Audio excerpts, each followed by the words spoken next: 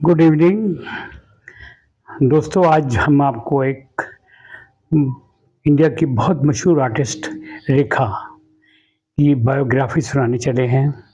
बड़ी खूबसूरत बायोग्राफी है। इन्होंने 40 साल तक बम्बई फिल्म इंडस्ट्री में राज किया।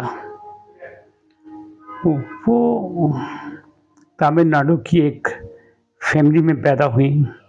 वालिद इनके एक एक्टर थे, वालिदा भी एक एक्टर थी, एक्ट्रेस थी। वालिद ने कभी भी रेखा को अपनाया नहीं। पैदाइश इनकी रेखा की 1954 में हुई। बचपन में ही रेखा को फिल्म इंडस्ट्री और थिएटर की तरफ राग़िब कर दिया गया। अभी मैच्योर होने भी ना पाई थी कि इनको गैर मामूली काम करने पड़े। हेमा मालिनी के साथ भी कुछ इसी तरह के वाक़यात हुए थे। एक है जो अपनी पहली फ़िल्म सावन भादो में आई, तो जो इनका पहला प्रीमियर लोग देखने के लिए आए। बेशुमार गाड़ियाँ आईं, बेशुमार लोग आए, तो शशि कपूर भी वहाँ पहुँचे हुए थे। वो रेखा को देखकर कहने लगे कि इतनी लंबी चौड़ी, काली, भद्दी, ये किस तरह फ़िल्म इंडस्ट्री में अपना कदम जमाएँगी। लेकिन खुदा को कुछ और ही मंज़ूर था। सावन भादो ज़बरदस्त पॉपुलर हुए। उसके बाद उनको 18 फ़िल्मों में काम करने की ऑफ़र में हो गई और इन्होंने भी बड़ी सख्त मेहनत की।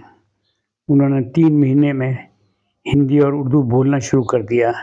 अपने जिस्म पर, बॉडी पर बहुत तवज्जो दी, उसको स्लिम स्मार्ट बनाया और पूरे बॉडी लैंग्वेज पर उन्होंने बड़ी तवज्जो दी। उठना बैठना और मिलना मिलाना बहुत शानदार तरीके के साथ अपना स्टाइल चेंज कर लिया। वो कैमरे पर जब आती तो पूरी तरह छा जाती। जब इनकी पहली फ़िल्म सावन भादो प्रीमियर के लिए आई थी, तो उस वक़्त ये कुछ और थी। आज ये कुछ और हो गई। लोग बातें करने लगे और इस तरह इनकी विनोद मेहरा के साथ दोस्ती हो गई। विनोद मेहरा इनसे प्यार करने लगे। तो ये सावन भादो के बाद तो 18 फ़िल्मों में इन्हें काम मिल गया। इन्होंने साइन कर दिए और ज़बरदस्त तरीके से इनकी एंट्री हो गई।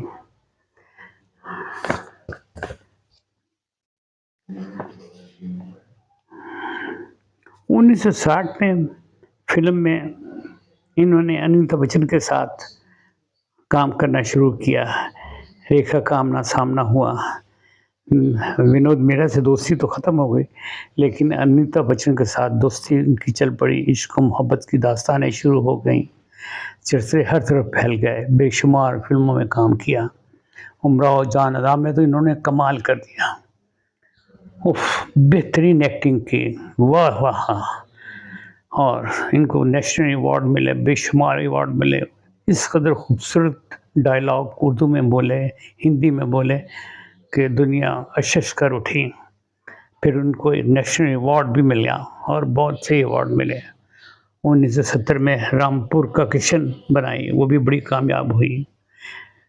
कहानी किस्मत की बनाई, वो भी कामयाब हुई। खूबसूरत बनाई, वो तो बहुत कामयाब हुई, सुपर हिट हो गई। 1980 का दौर था। नमक हराम बनाई, वो भी बहुत कामयाब हुई। धर्म कर्म बनाई, प्यार की चीज़ बनाई, फूल और अंगारे बनाई। 180 फिल्मों में इन्होंने काम किया।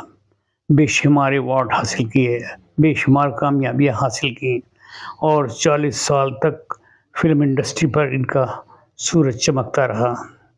सिलसिले में तो इन्होंने कमाल कर दिया।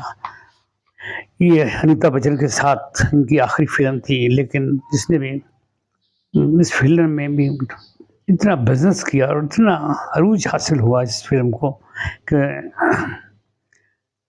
रेखा को नेशनल अवार्ड मिले और बहुत से अवार्ड मिले।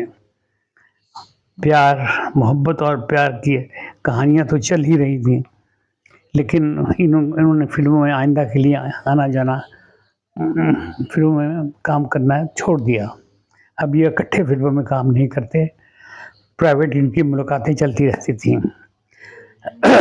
फिर इन्होंने शादी एक दिल्ली के एक बहुत बड़े बिज़नेसमैन से कर ली, सिर्फ़ 1 साल चली, शौहर ने खुदकुशी कर ली। उसके बाद फिर इन्होंने कोई शादी की, ना इनकी कोई औलाद है। इन्होंने 180 फ़िल्मों में काम किया और खूब से खूब तर काम किया।